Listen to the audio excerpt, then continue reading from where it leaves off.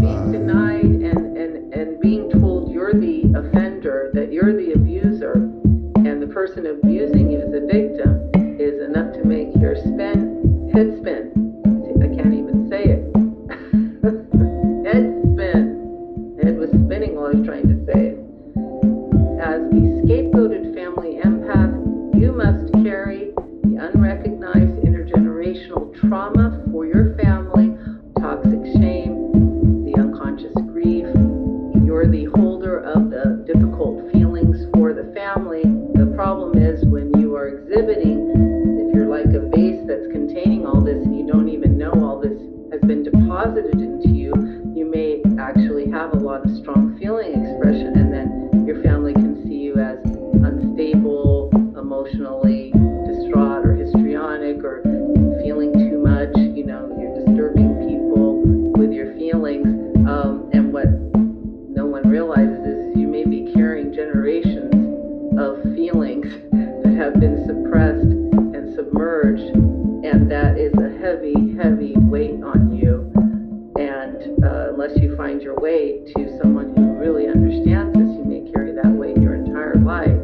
And no child and no adult should have to carry that burden.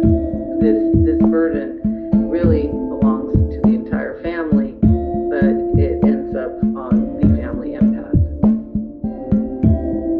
You must not complain when you're treated differently than other members of your family, especially in regard to the preferential treatment enjoyed by any golden child siblings.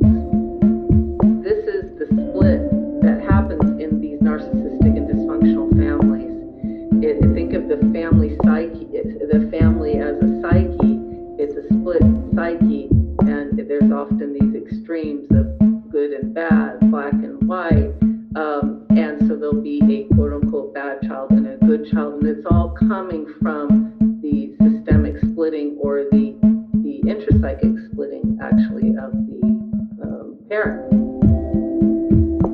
So right here you're seeing some similarity to a cult system where you have a cult leader, and everyone needs to go along with that cult leader's world, the world that they made. Because what the power holder in a system cannot control or understand, it will feel threatened, and it will then eject or reject that which it is feeling threatened by.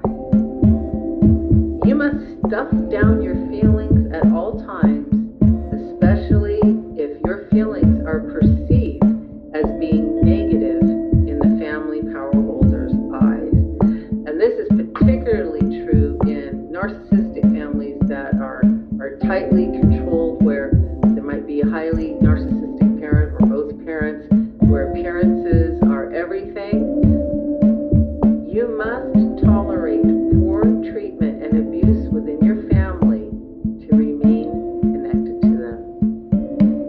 Well, really, you don't need to tolerate poor treatment and abuse from anyone. And if that's what's required for you to remain connected to your family, that is something very serious. And I hope that you're finding help and support so that you can reconsider if that is something that's going to serve you and serve you in regard to your own mental and emotional health.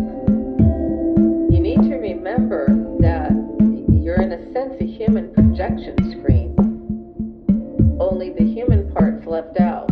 This is a very dehumanizing process. You're not seen as a person when you are the target of the family projection process. It's actually an unconscious process. And so while not all scapegoating is unconscious in a family, a lot of it actually is. And it's painful. No wonder scapegoated adults stop going to family events.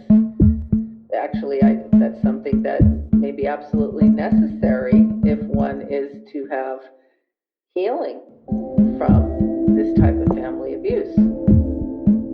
It is sometimes a form of narcissistic abuse, but it is not always narcissistic abuse. There's not always a narcissist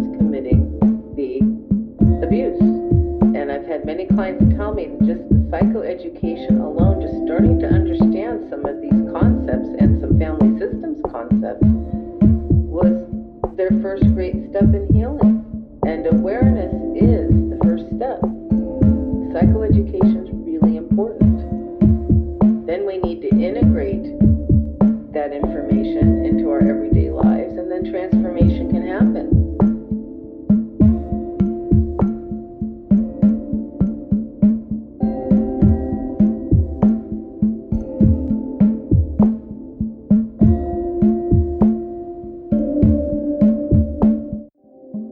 I'm free from the need to be included, free from the need to enable abuse, free from the need to be anti-human, freed from the need for a table and noose. I'm free from the need for validation, freed from the need to copy all they do.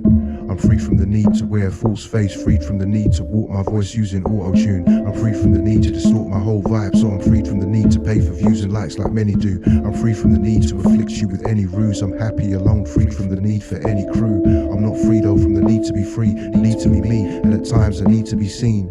I'm free from the need though for you to be free like me, cause we all have different ideas of freedom. I'm free from the need for things to stay the same, freeing myself from shame and blame so I can be freed from the need for pain, freeing myself from what's locking me and adopting change, freed from the need to be popular in a toxic age.